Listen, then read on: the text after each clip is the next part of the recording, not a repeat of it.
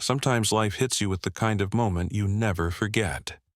For me, it came one Tuesday afternoon when my son walked through the front door, his backpack hanging loose from one shoulder, his eyes red like he'd been holding back tears. I was sitting at the kitchen table, finishing some notes from work, when he dropped his bag on the floor and slumped into the chair across from me. Normally, he comes home full of energy, telling me about science projects or basketball practice, but that day, something was wrong. "Ethan," I said, leaning forward.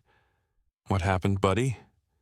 He looked down at his hands, fidgeting with the strap of his watch, and then, in a small shaky voice, he said, "Dad, Tyler asked me, 'Why are you dressed like you're poor?'" The words landed like a punch to the chest. I froze. My smile slipped for just a second, but I forced it back.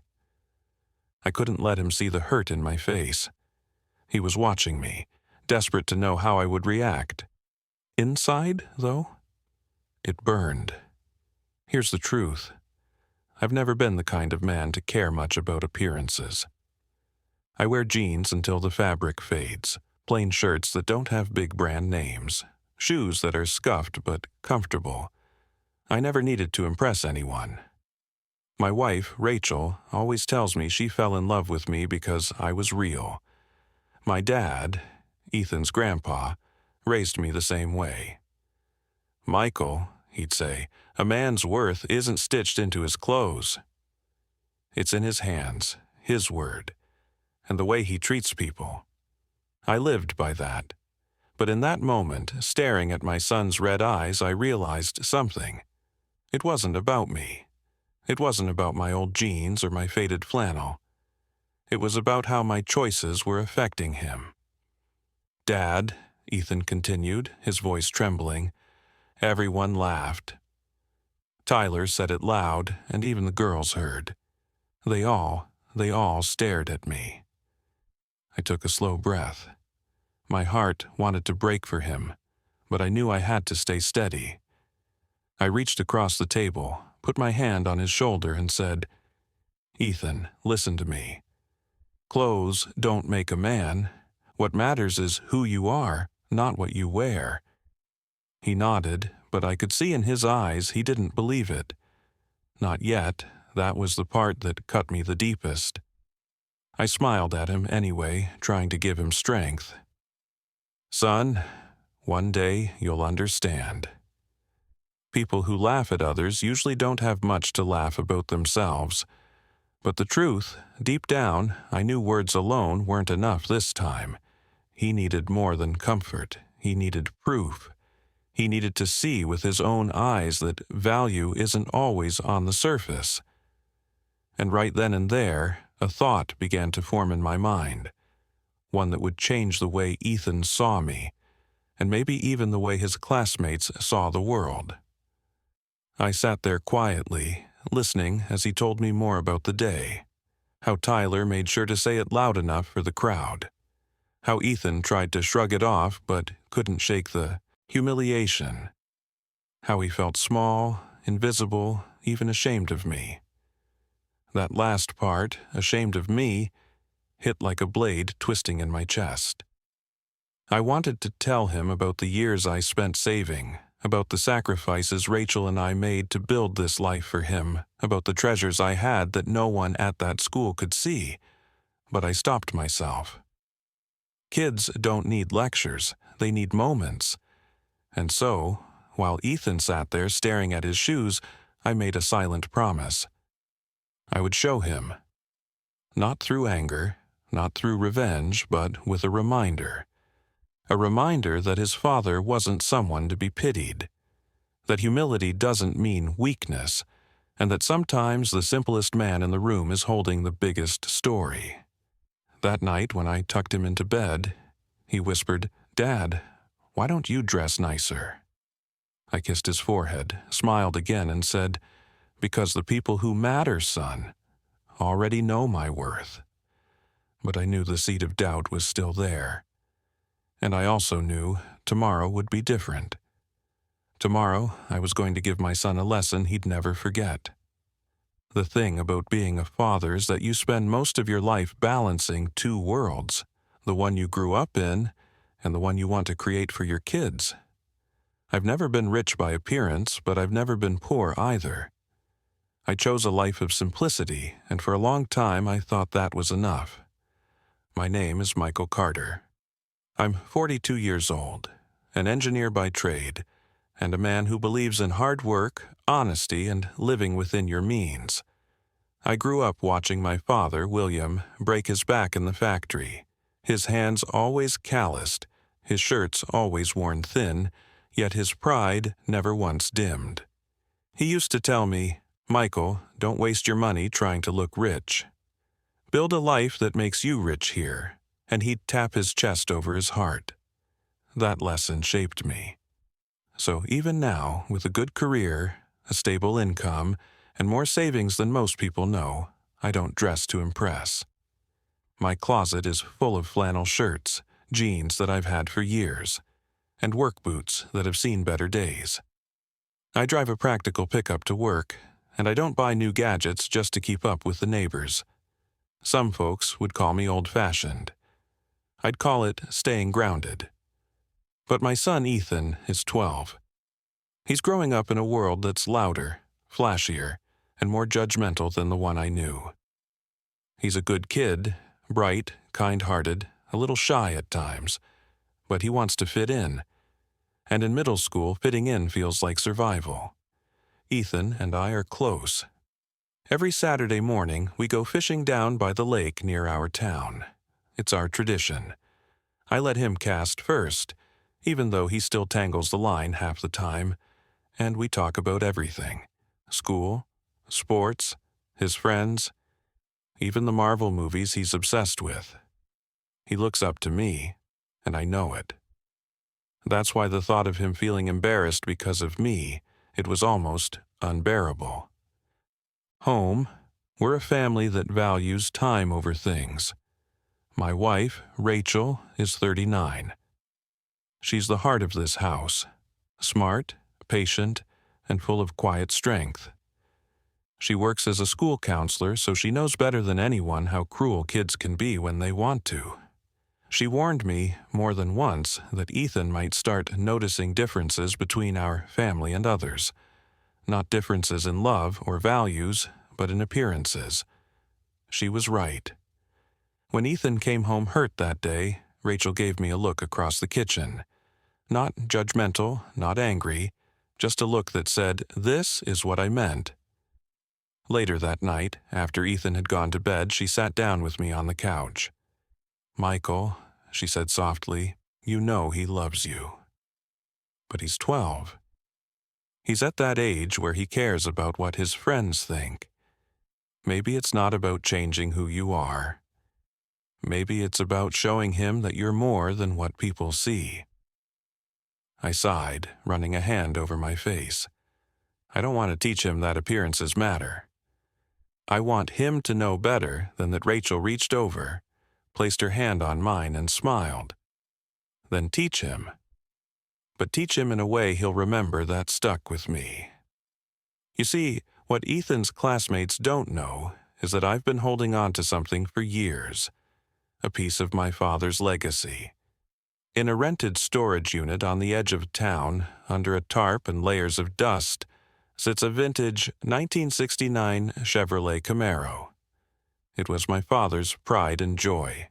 He spent years restoring it, bolt by bolt, every dollar he could spare going into that car. When he passed, it became mine. I don't drive it often, partly out of respect, partly because it feels like a sacred thing. But in that moment, sitting with Rachel, I realized that car might be the key.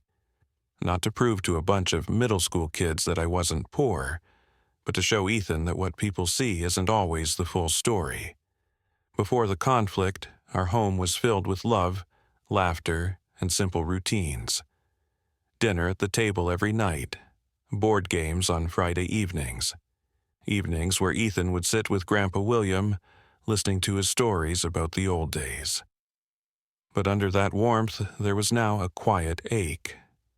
Ethan was caught between the values we tried to teach him and the pressure of a world that judged him by his father's clothes. And me, I was about to do something I hadn't done in years, something that would bridge the gap between the man I chose to be and the father my son needed me to be at that moment. I wasn't changing who I was. I was about to show him who I'd always been. The morning after Ethan told me what happened at school, I watched him get ready, and I noticed something different. Normally, he'd be humming to himself while tying his sneakers, maybe asking me where his favorite hoodie was. But this time, he was quiet, his shoulders a little hunched like the weight of the world was pressing down on him. I asked, "You okay, buddy?" He shrugged without looking at me. "Yeah, just tired." But I could tell. He wasn't just tired, he was embarrassed. Embarrassed of me. That realization stung more than I could put into words. On the drive to school, he kept his eyes fixed on the window, avoiding conversation.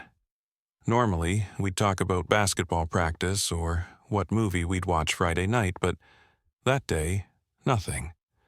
I tried to lighten the mood. "Hey, maybe this weekend we'll head out to the lake. Haven't caught anything bigger than a trout in a while. Maybe it's time we go after a catfish." He gave a half smile but quickly turned back to the glass. That little smile was all I needed to know he still cared. But the silence that followed told me how heavy that comment from Tyler was sitting in his heart. When I pulled up in front of the school, I noticed the difference right away.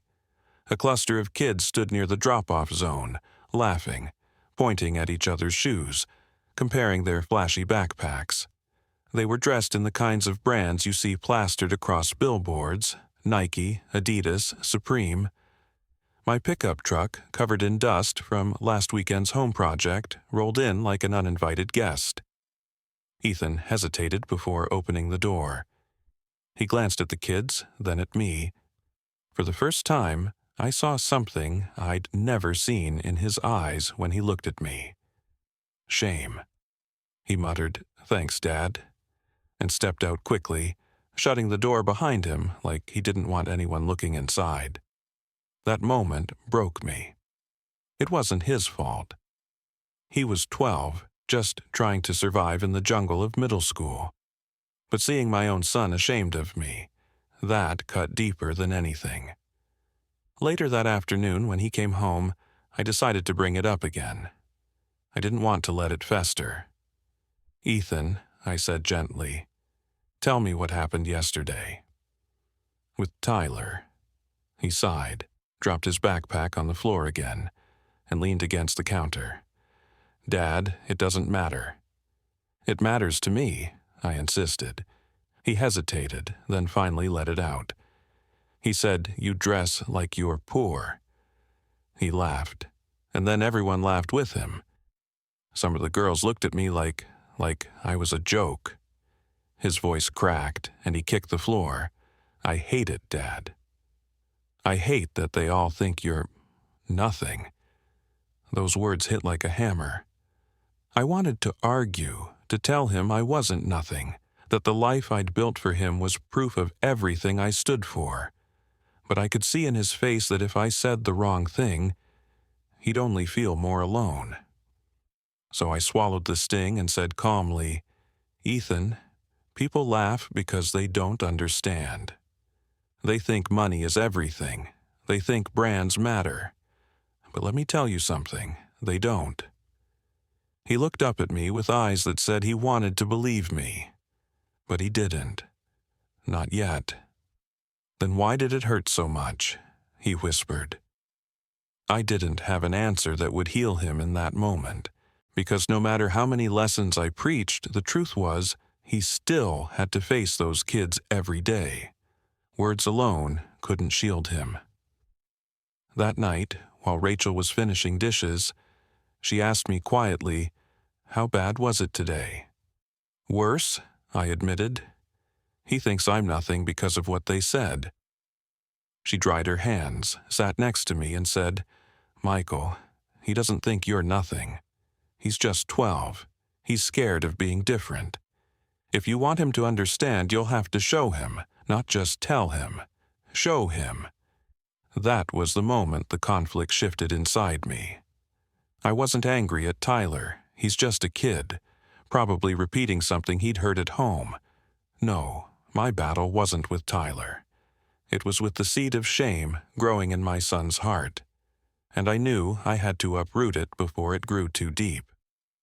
As I lay awake that night, staring at the ceiling, one thought echoed in my head. Ethan needed to see that the man he called Dad wasn't someone to be pitied. He needed to see that behind the plain shirts and scuffed boots, there was a story, a strength, and yes, even a little firepower that the world didn't expect. And that was when I decided it was time to take the Camaro out of storage. That night I couldn't sleep. I lay there with my hands behind my head, staring at the ceiling fan spinning slowly above me. Ethan's words kept echoing in my mind. They think you're nothing. I turned onto my side, and Rachel stirred. She knew I wasn't asleep. "Michael," she whispered in the dark, "you're still thinking about what Ethan said, aren't you?" "Yeah," I admitted. "I can't shake it." He looked at me like I was less, like I'd let him down. Rachel reached over, resting her hand on my arm. "He doesn't see you that way, not really. He's just struggling. But maybe." She paused, then said gently, "Maybe it's time you reminded him of who you are, of where you come from." Her words landed like a spark in dry grass. I thought of my father, of that Camaro sitting under a tarp, waiting. For years, I'd kept it tucked away, a symbol of hard work, of discipline, of my dad's pride. It wasn't just a car, it was a story, a legacy, and maybe, just maybe, it was the kind of lesson Ethan needed to see with his own eyes. The next morning, after dropping Ethan off in my dusty pickup, I drove out to the storage unit. I hadn't been there in months. The key felt cold in my hand as I turned it in the lock. The metal door screeched upward, and the smell of old leather, motor oil, and time itself hit me. There it was.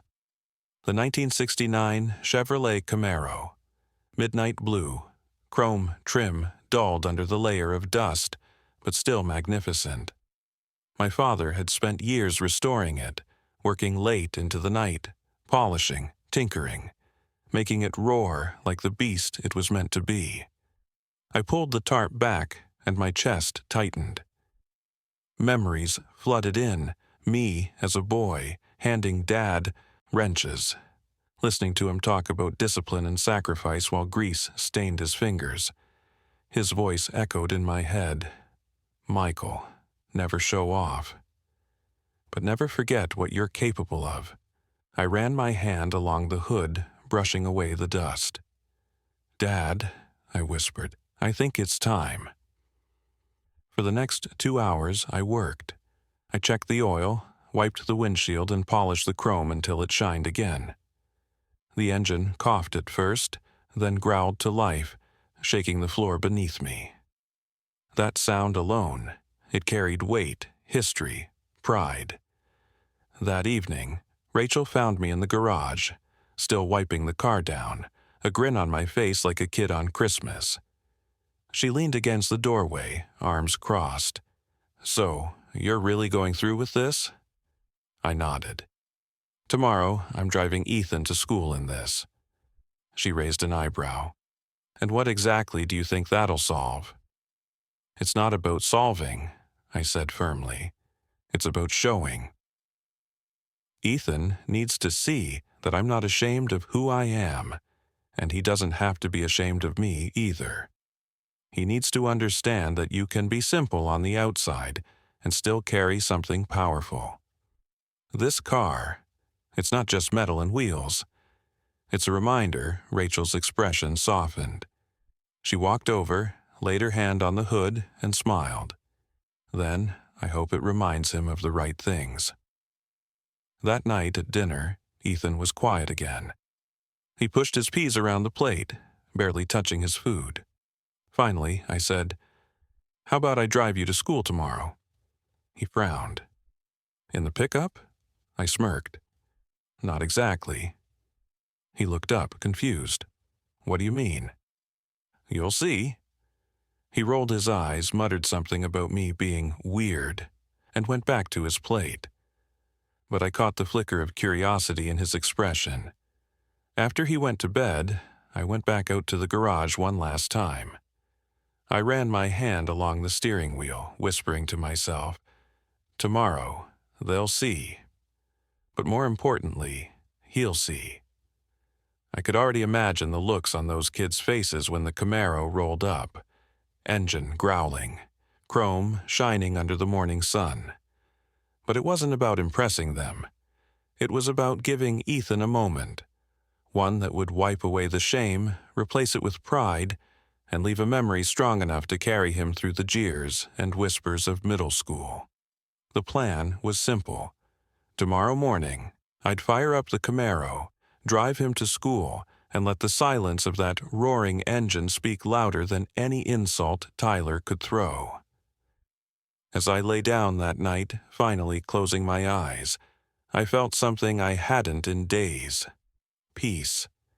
Because for the first time since Ethan came home broken, I knew exactly what I needed to do. The next morning I woke before the alarm. My heart was pounding with a nervous energy I hadn't felt in years. This wasn't just about driving a car.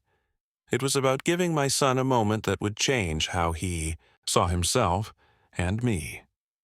I stepped into the garage, and there it was, the Camaro.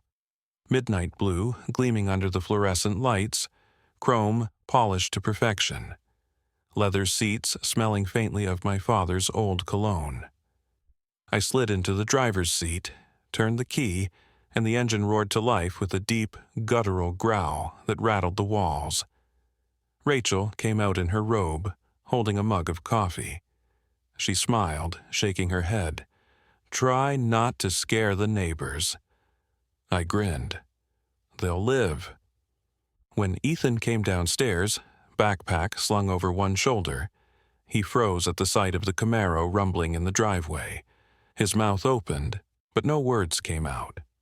"Dad, is that yours?" I smirked, tossing him the keys just to watch his eyes widen before I snatched them back. "Get in. I'm driving you today."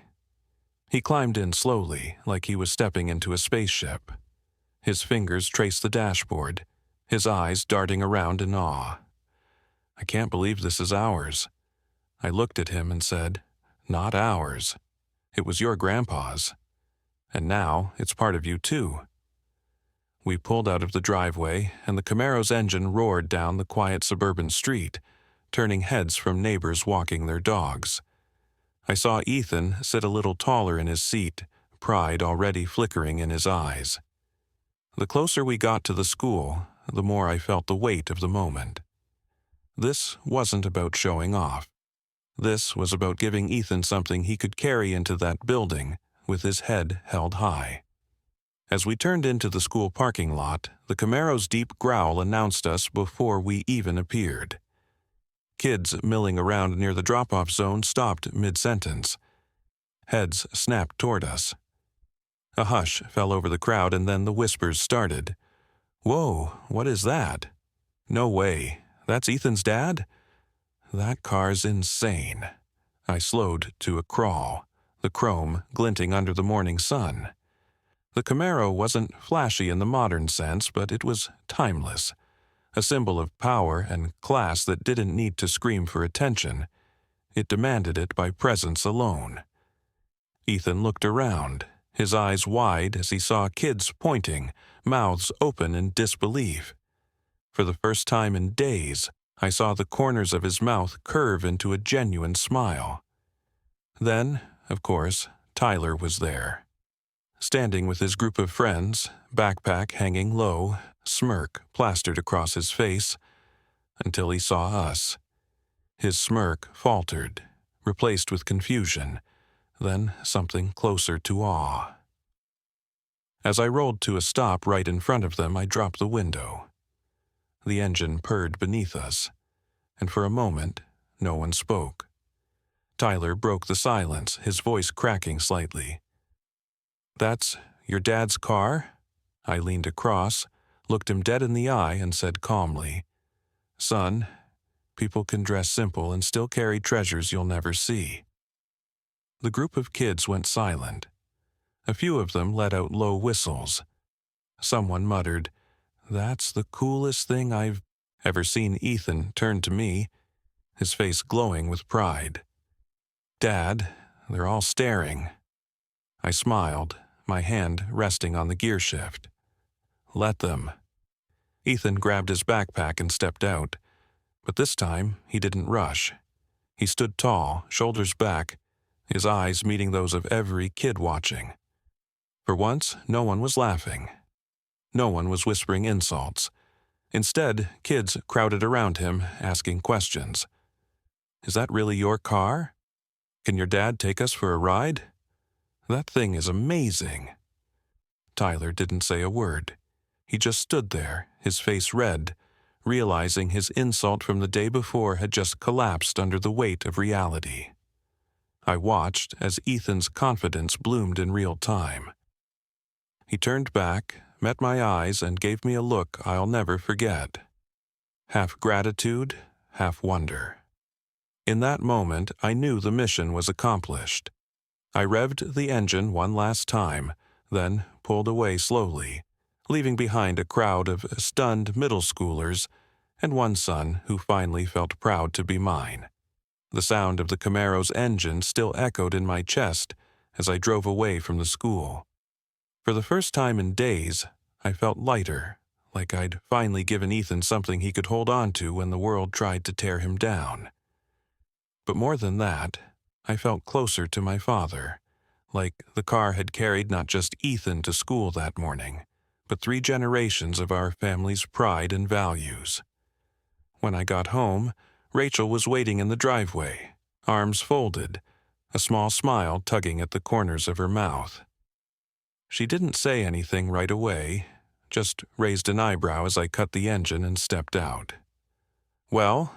she asked. I chuckled. Let's just say, silence has never been so loud. That evening, Ethan came home buzzing. He walked through the door with a completely different energy, his shoulders squared, his eyes alive. He tossed his backpack on the couch and said, "Dad, you should have seen their faces." Tyler didn't even know what to say. Everyone wanted to know about the car. Some kids even asked if you were famous. I laughed, shaking my head. Famous? Hardly. Just a man with an old car and a few stories. Ethan dropped into the chair across from me, grinning ear to ear. "Dad, I'm not embarrassed anymore. Not even a little. They all think you're awesome now." I leaned forward, meeting his eyes. "Son, I need you to hear something important." That car, it got their attention. Sure. But that car isn't who I am. It's not what makes me worth something. It's just a thing. What matters, what really matters, is the life I built for us, the man I try to be every day, and the values I hope I've passed to you. Ethan grew quiet, nodding slowly. His grin faded into something softer, more thoughtful. "I get it, Dad. I really do, but it felt good, like, for once, they saw you the way I see you. That hit me hard, the way he sees me. That was what mattered all along." Later, that night, after dinner, we sat on the porch together. The air was cool, and the crickets had started their chorus. Ethan leaned against me, his head resting on my shoulder like he used to when he was little. "Dad," he said quietly, "can we take the Camaro fishing this weekend instead of the pickup?" I laughed. "You want to go fishing in a classic car? Why not? Grandpa built it, you kept it alive, and now it's ours. Feels like we should make some new memories with it." I looked down at him, proud beyond words. "You know what? You're right, we'll take it out there. Grandpa would have liked that." We sat in silence for a while, just listening to the night. And in that quiet, I realized something. The car wasn't the lesson. The car was the doorway. The real lesson was teaching Ethan that appearances are fleeting, but character, that lasts.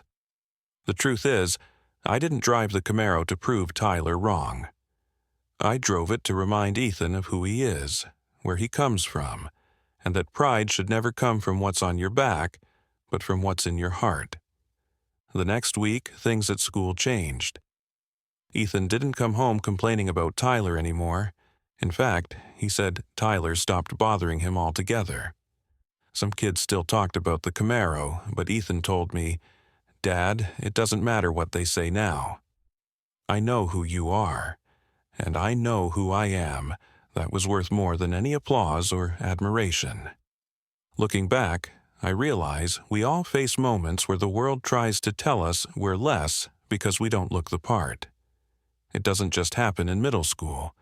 It happens in boardrooms, in neighborhoods, in everyday life. But what I hope Ethan learned that day is this: silence the noise with action, not anger. Show them, not by boasting, but by standing firm in your truth. When I tucked Ethan into bed that night, he looked up at me and said, "Dad, I don't care if you wear flannel shirts forever. You're still my hero." I smiled, kissed his forehead, and whispered, "And you, son, will always be mine." As I turned off the light, I thought of my father, of the lessons he left me, and of the legacy I was now passing on. Humility, strength, character. And maybe, just maybe, a little thunder under the hood when the moment calls for it. Because at the end of the day, people can laugh at your clothes, your shoes, or your truck. But if you live with integrity, if you carry yourself with quiet pride, then sooner or later, the truth speaks louder than anything else. And sometimes it speaks in the roar of a vintage Camaro. And that, my friends, was the day a middle school insult turned into one of the most powerful lessons I could give my son. It wasn't about the car, or the clothes, or the whispers in the schoolyard. It was about showing him that real worth is never measured by appearances.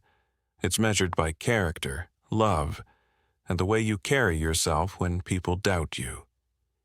If this story spoke to you, if it made you think about your own parents, your kids, or the quiet lessons passed down through your family, I'd love to hear from you. Drop a comment below and tell me, what's one lesson from your life that you'll never forget? And hey, if you enjoyed this story, don't forget to hit that like button. It helps more than you know. Share it with someone who might need a reminder today that being underestimated can sometimes be your greatest strength. And of course, if you want more stories like this, real, raw, and full of life lessons, make sure you subscribe to the channel and turn on notifications. That way, you'll never miss the next one. Thanks for being here, for listening, and for connecting with me in this journey. Until next time, remember, you don't need flashy clothes or fancy labels to prove your worth. Sometimes the loudest statement you'll ever make is living true to who you are.